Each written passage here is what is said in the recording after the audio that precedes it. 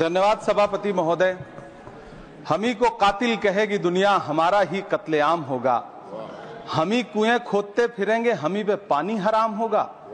सभापति महोदय, सन 1947 में दिल्ली की जामा मस्जिद की तारीखी सीढ़ियों पर खड़े होकर के भारत रत्न मौलाना अबुल कलाम आजाद साहब ने कहा था कि मुसलमानों कहां जा रहे हो, यह है तुम्हारा मुल्क, यहां तुम्हारे आबाओ अजदाद की कब्रें हैं।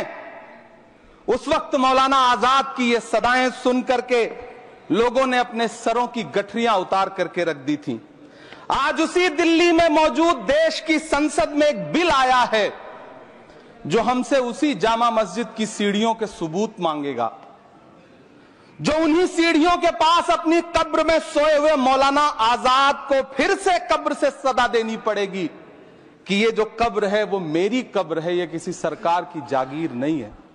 सभापति महोदय, मैं जहां खड़ा हूं इसी संसद भवन के सामने सड़क के उस पार अपनी कब्र में सोए हुए भारत के पूर्व राष्ट्रपति फखरुद्दीन अली अहमद की कब्र है। शायद अब उस कब्र से भी सदाएं आए कि ये कब्र मेरी कब्र है, ये सरकार की जागीर नहीं है। सभापति महोदय, मैं वक्फ कानूनों में किए जा रहे संविधान विरोधी बदलावों के खिलाफ बोलने के लिए खड़ा हुआ हूं। संविधान का आर्टिकल 14 हो, 29 हो, 30 हो, चीख चीख कर कहता है कि देश में सब बराबर के हकदार हैं। आर्टिकल 26 कहता है कि सबको अपने अपने मजहबी कामों के लिए मंदिर, मस्जिद, गिरजाघर, गुरुद्वारों का निर्माण करने का हक है और उसका रखरखाव का भी हक है। लेकिन डॉक्टर बाबा साहब अंबेडकर के संविधान को हर दिन कुचलने वाली ये सरकार देश के मुसलमानों से नफरत में इतनी अंधी हो गई है कि खुलेआम देश की संसद में देश सरकार के माइनॉरिटी मिनिस्टर साहब और होम मिनिस्टर साहब झूठ बोलते हैं और देश को गुमराह करते हैं, झूठ शब्द असत्य बोलते हैं। सरकार ने इस बिल का नाम उम्मीद रखा है। मंत्री जी कल से इसे देश के मुसलमानों के लिए नई उम्मीद बता रहे हैं। नहीं मंत्री जी, न तो यह बिल मुसलमानों के लिए नई उम्मीद है और न ही उम्मीद की नई किरण। सभापति महोदय, भाजपा ने पूरे देश में वक्फ के नाम पर कई सारे झूठ फैलाए हैं। आइए आज उनकी सच्चाई पर बात करते हैं। वक्फ ट्रिब्यूनल को ऐसे बताया जाता है जैसे वक्फ ट्रिब्यूनल कोई मजहबी खाप पंचायत हो। सभापति महोदय, जबकि सच्चाई यह है कि वक्फ ट्रिब्यूनल भी तो सरकारी न्यायिक विभाग है जिसमें सरकार द्वारा नियुक्त जज होते हैं, जिसमें प्रशासनिक अधिकारी होते हैं, कहीं ऊपर से थोड़ी आ गए। सभापति महोदय, देश के गृह मंत्री जी ने इसी सदन में कहा कि वक्फ ट्रिब्यूनल के फैसले के खिलाफ कोई कोर्ट नहीं जा सकता, जबकि सच यह है कि वक्फ एक्ट 1995 की धारा 83(9) के तहत हाई कोर्ट वक्फ ट्रिब्यूनल के फैसले की न सिर्फ समीक्षा कर सकता है बल्कि उसे बदल भी सकता है। सच तो यह है कि वक्फ बोर्ड खुद अपनी जमीनों के लिए कई सारी कोर्ट में मुकदमे लड़ रहा है। सभापति महोदय, दिल्ली की जिन 123 संपत्तियों को लेकर कल माइनॉरिटी मिनिस्टर, होम मिनिस्टर साहब और अभी आदरणीय नेता सदन बात कर रहे थे, आइए उनकी सच्चाइयों पे भी बात करते हैं। 1911 में जब अंग्रेजी हुकूमत ने कोलकाता के बजाय दिल्ली को राजधानी बनाने का फैसला किया तो रायसीना हिल्स के चारों तरफ जो मुसलमानों की ढेर सारी जमीनें थी उनको एक्वायर किया गया और लुटियन को इसकी तामीर की जिम्मेदारी सौंपी गई। सेंट्रल विस्टा की तरह लुटियन जोन का मेगा प्लान तैयार हुआ, लेकिन उस वक्त के मुसलमानों ने उस वक्त की अंग्रेजी हुकूमत से अपनी इबादत गाहों को बचाने के लिए लड़ाई लड़ी। मामला ब्रिटिश गवर्नमेंट तक पहुंचा। तब यह तय हुआ कि वो जो धार्मिक स्थल हैं उन्हें जस का तस रहने दिया जाएगा। इंडिया गेट के बगल वाली मस्जिद हो, जाब्तागंज, सुनहरी बाग मस्जिद हो, पार्लियामेंट रोड वाली मस्जिद हो, ऐसी 123 संपत्तियों के मैनेजमेंट के लिए 1913 में मुसलमान वक्फ वैलिडेशन एक्ट बना और उसके बाद एक नया शहर बसाया गया जिसे लुटियंस जोन का नाम दिया गया। फिर 1943-45 के बीच एक और समझौता हुआ आजादी से पहले उसके तहत काफी सारी वक्फ जायदादों को सुन्नी मजलिस औकाफ बनाकर उसके अंडर किया गया ताकि उसकी देखरेख की जा सके। गृह मंत्री जी 2 दिन से सदन में जो बात कह रहे हैं वो दरअसल 123 संपत्तियां उसी सुन्नी मजलिस औकाफ के तहत आती है। सभापति महोदय, आजाद भारत आजाद हुआ। आजादी के बाद भारत में 1954 में वक्फ एक्ट लागू हुआ, जिसकी धारा 9 के तहत 1964 में केंद्रीय वक्फ काउंसिल का गठन हुआ।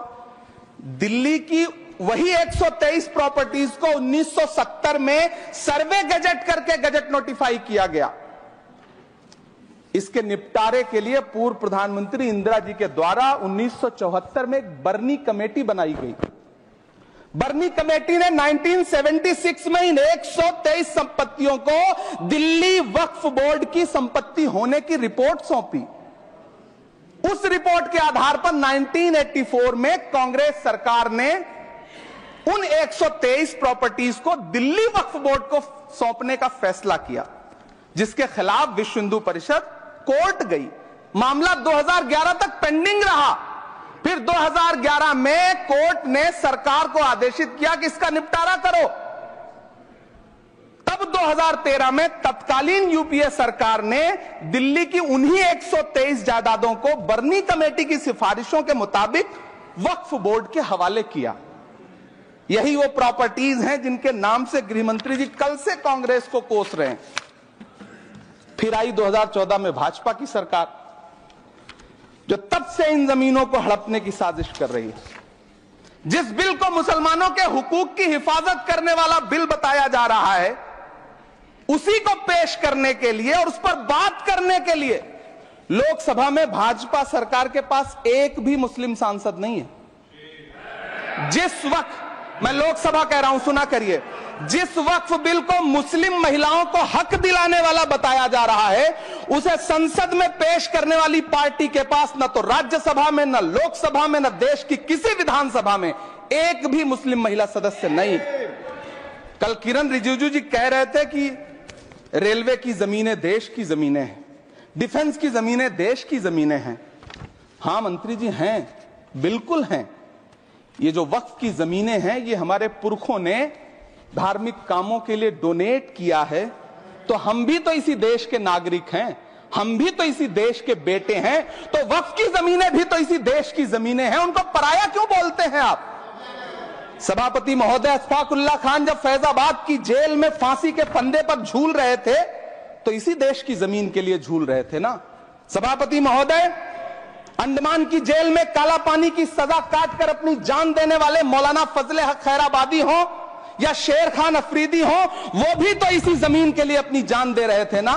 सभापति महोदय, पाकिस्तान के खिलाफ लड़ते हुए अपनी जान देने वाले महावीर चक्र विजेता ब्रिगेडियर उस्मान हो या पाकिस्तान के पैटर्न टैंक उड़ाने वाला परमवीर चक्र विजेता वीर अब्दुल हमीद हो, वो भी तो इसी जमीन के लिए अपनी जान दे रहा था ना। और मंत्री जी, मैं इस सदन में अलग ऐलान ये कहता हूं कि जब भी इस देश की जमीन को लहू की जरूरत होगी, आपसे 2 कदम आगे इमरान खड़ा मिलेगा, ये मैं आपसे यकीन दिलाते हुए कह रहा हूं। सभापति महोदय, मैं सरकार से कहना चाहता हूं, हमसे हमारी इबादत गाहें तो मत छीनिए ना, हमारे घरों पे बुलडोजर तो मत चलाइए ना, हमारी कब्रों में तो हमें सुकून से सोने दीजिए ना। सभापति महोदय, माइनॉरिटी मिनिस्ट्री का बजट कट करके, मुस्लिम बच्चों की स्कॉलरशिप बंद करके अब सरकार कह रही है कि हम वक्फ की आमदनी से गरीब मुसलमानों का भला करेंगे। गुजरात की बेटी बिल्किस के बलात्कारियों की रिहाई के बाद उन्हें माला पहनाने वाली लोगों के नेता ये कह रहे हैं कि यह बिल मुस्लिम महिलाओं को उनका हक दिलाएगा। धन्यवाद मोदी जी, क्या बढ़िया सौगातें मोदी दे रहे हैं आप। पहले हमें गुजराते मोदी दिया, आप सौगातें मोदी दे रहे हैं। लेकिन यह सरकार इतना याद रखे कि इसी ठसक के साथ देश की संसद में सीए का कानून भी लाया गया था और कहा गया था बड़े बड़े भाषण देकर के कि पड़ोसी देशों से हिंदू भाइयों को ला करके यहां नागरिकता दी जाएगी। लेकिन मैं आपके संज्ञान में लाता हूं सर कि पिछले इतने दिनों में इनसे नागरिकता लेने के लिए 2000 व्यक्ति भी नहीं आए, जबकि इसके उलट इन्हीं की सरकार में पिछले 10 साल में 15 लाख से ज्यादा भारतीयों ने भारत की नागरिकता छोड़ करके दूसरे देश में जाकर के बस गए। यह हुआ उस कानून का अंजाम। सभापति महोदय, इसी तरह की जिद के साथ किसानों के खिलाफ भी कानून लाए गए थे। जिस तरह आज वक्फ के फायदे गिनाए जा रहे हैं, उसी तरह से किसानों को भी कृषि कानूनों के फायदे गिनाए गए थे। लेकिन अंजाम क्या हुआ? 700 किसानों की शहादत लेने के बाद सरकार को अन्नदाता किसानों के सामने घुटने टेकने पड़े और कृषि कानून वापस लेने पड़े। जिल्ले इलाही, जमहूरियत जो है वो नफरत और ठसक से नहीं चलती है, अकड़ से नहीं चलती है। उसमें सबकी हिस्सेदारी जरूरी है। कल देश के माइनॉरिटी मिनिस्टर ने लोकसभा में खड़े होकर एक शेर सुनाया था कि मुझसे कोई बदगुमान न हो, तो मैं उन्हें एक शेर सुनाना चाहता हूं कि मैं आज जद पे हूं तो इतना खुशगुमान न हो, मैं आज जद पे हूं तो इतना खुशगुमान न हो, चराग सबके बुझेंगे हवा किसी की नहीं। नीतीश कुमार जी हो, चंद्रबाबू नायडू जी हो, चिराग पासवान जी हो, जयंत चौधरी जी हो, देवे गौड़ा जी हो, जीतन राम मांझी जी हो, सबको समझना पड़ेगा कि जब जंगल में आग लगती है तो न वो बरगद बचते हैं जो हवा को आंधी में तब्दील करते हैं, न वो बांस बचते हैं जो आपसी रगड़ से चिंगारी पैदा करते हैं। सभापति महोदय, जब देश को मनमोहन सिंह साहब जैसा काबिल प्रधानमंत्री मिलता है तो देश को आरटीआई जैसा एक्ट मिलता है, सेज जैसा एक्ट मिलता है, मनरेगा जैसा एक्ट मिलता है, लिबरलाइजेशन मिलता है, राइट टू एजुकेशन मिलता है, नेशनल फूड सिक्योरिटी एक्ट मिलता है। लेकिन जब देश को सौगातें मोदी मिलती है तो क्या मिलता है? सीए मिलता है, फॉर्म्स लॉ मिलता है, आर्टिकल 370 मिलता है, इलेक्टोरल बॉन्ड जैसा एक्ट मिलता है और वक्फ अमेंडमेंट एक्ट जैसे बिल देश को मिलते हैं। मुझे तो अपने हमवतन भाइयों से पूछना है कि आपको अपने बच्चों की तरक्की, खुशहाली और नौकरी की दरकार है या फिर मुसलमानों की दान की गई जमीनों को लूटकर धन्ना सेठों को देने की साजिश करने वाले कानून की? सभापति महोदय, यह सरकार रात के 3 बजे तक पूरे देश को जगा करके संसद में अपने ही नागरिकों को नीचा दिखाने के लिए वक्फ बिल ला रही थी, तो उधर रात के 1:30 बजे अमेरिका हम पर 26% टैरिफ लगा रहा था। सरकार की प्राथमिकताएं देश को पता। सभापति महोदय, मैं बहुत भावुक हूं आज, और मुझे अच्छा लगा कि आदरणीय नेता सदन जगत प्रकाश नड्डा जी ने बहुत अच्छी बातें भी की, मन से बातें की। क्योंकि उनके नाम में प्रकाश जुड़ा है तो मैं उनमें हमेशा एक रोशनी की किरण देखता हूं।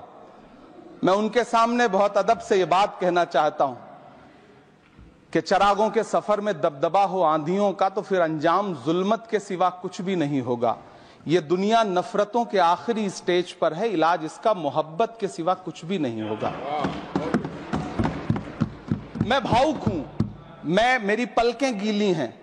अगर देश की एक बहुत बड़ी आबादी को लगता है कि आप उसका भला करने के लिए नहीं बल्कि उनकी इबादतगाहों, उनकी कब्रिस्तानों, उनकी खानकाहों को बर्बाद करने का बिल ला रहे हैं, तो फिर आप अगर समझाने में नाकामयाब रहे हैं तो यह आपकी नाकामयाबी है। पहले समझाइए, उसके बाद कोई बिल लेकर के आइए, तब शायद हम आपका इतनी पुरजोर तरीके से विरोध ना करें।